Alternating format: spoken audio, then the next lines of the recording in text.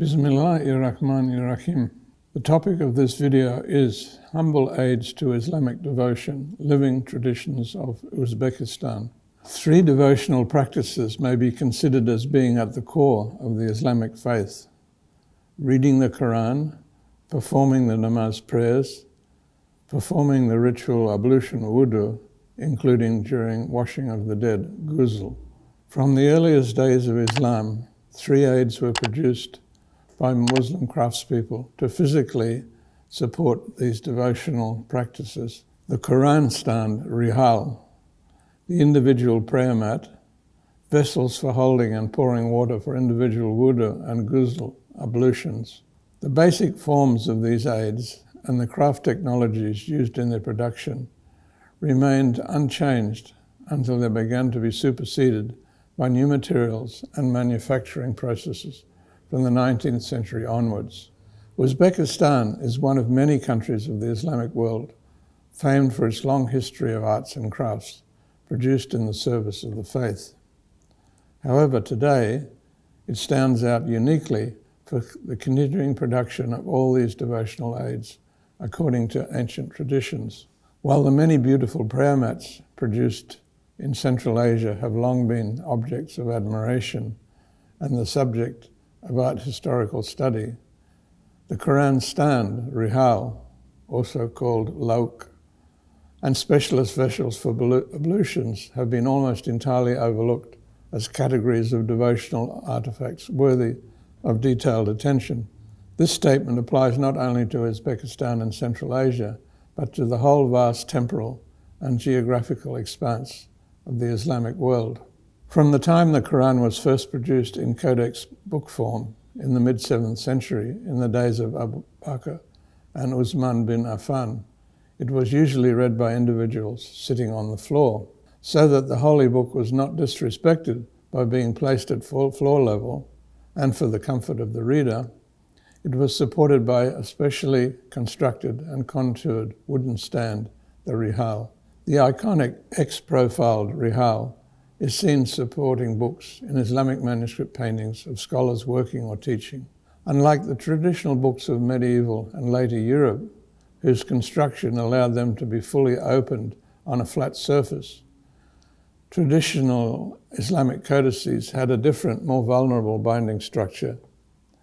They were best cared for by being opened at an angle of less than 150 degrees, hence the supporting X-shaped profile of the traditional Rihal. The support also had some particular convenient features. It could be folded flat, was light and portable, and could be stored practically anywhere. The form of the traditional Rihal does not immediately reveal the ingenuity of its construction, however. It is made from a single plank of wood, which with a few carefully placed cuts of a chisel and fine saw by the craftsman opens up into a manipulable support. Thus, the diversity within the indivisibility of Almighty Allah as the one and only God is reflected in the unity of material and complexity of form of this humble support in the service of the Quran, His holy word. While Rihals of simple traditional single-leaf construction are still produced in various regions of the Muslim world, the most sublime examples today are produced in Tashkent in Uzbekistan.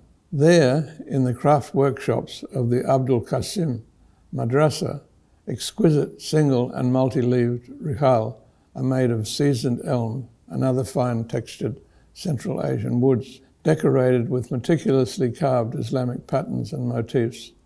They represent some of the finest examples of Islamic craftsmanship ever produced. A third category of practical accessories to essential aspects of Islamic devotion are vessels used to hold and pour water for wudu, the ritual purifying ablution of one's body. Although there are many hadith and advisements by learned scholars of Islam regarding the purpose and process of performing canonical ablutions, surprisingly little has been written about the actual vessels which may be properly used, apart from brief references to jars or jugs. Sometimes 2 are stipulated, and that they should not be of gold or of silver, almost nothing more. In southern Uzbekistan, an ancient Muslim tradition of making and using simple unglazed earthenware vessels for ablutions continues to this day. Stretching from the western flank of the Pamirs to the northern bank of the Amudari River is the vast plain of Kashkadaria, the homeland of herdsmen and subsistent farmers, largely subverted in the Soviet period to cotton monoculture. For thousands of years, local potters have exploited the region's fine clay deposits to make robust utilitarian earthenware ceramics, both glazed and unglazed. While glazed wares are no longer produced, unglazed earthenware vessels continue to be of importance. They are better suited to the processing and storage of milk and milk products, and also keep water refreshingly cool in the scorching summers by evaporation through their porous walls. Not far from the Kashkadaria capital of Kashi is the small town of Kasbi, long reputed for its many skilled potters. Today, 5 families, including the Itolmazovs and Satorovs, continue to make a diversity of wheel-turned, kiln-fired pottery items there for local consumption, including large jars for storing water, khum, water pitchers, gulcha, and ewers, aftoba. Intended specifically for ablutions, the ample-bodied aftoba with handle and projecting spout, characteristic of Kashkadaria, maintain a basic form customary in Central Asia and other regions of Muslim Eurasia. First documented in the 1872 Turkestan album commissioned by Konstantin von Kaufmann, the first Governor-General of Russian Turkestan, as a photographic survey of the customs and monuments of the region. In Kashkadaria, earthen aftoba are used for a diversity of ablutionary functions.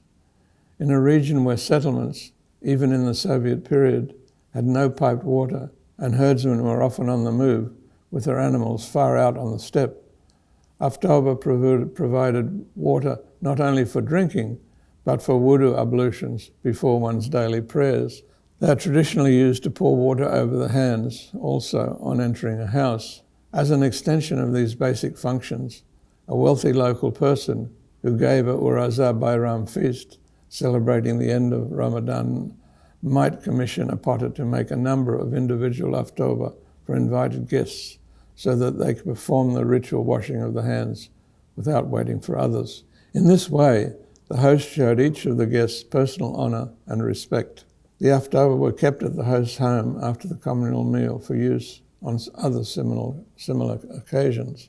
Aftoba dotted with spots or rings of soot are also frequently hung near the entrance to domestic complexes to ward off the evil eye.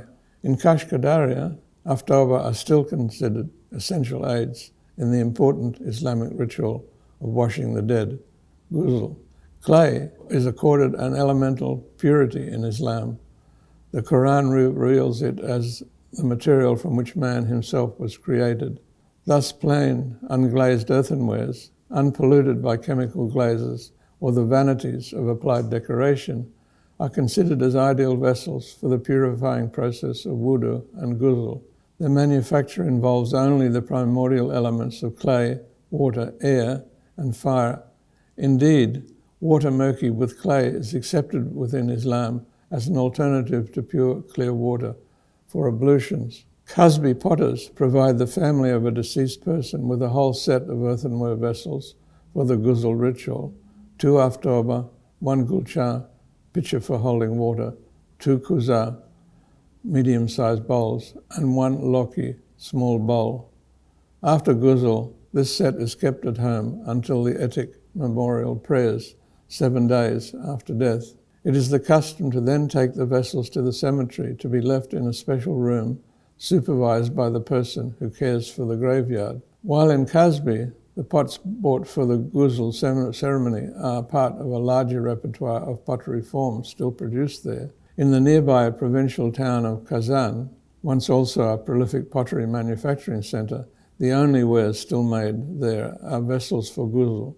The potter, Zaitmeddin Muradovich Davronov, makes limited quantities of 3 unglazed earthenware forms considered essential locally for the ritual: aftoba, kuza and loki, medium and small-sized bowls.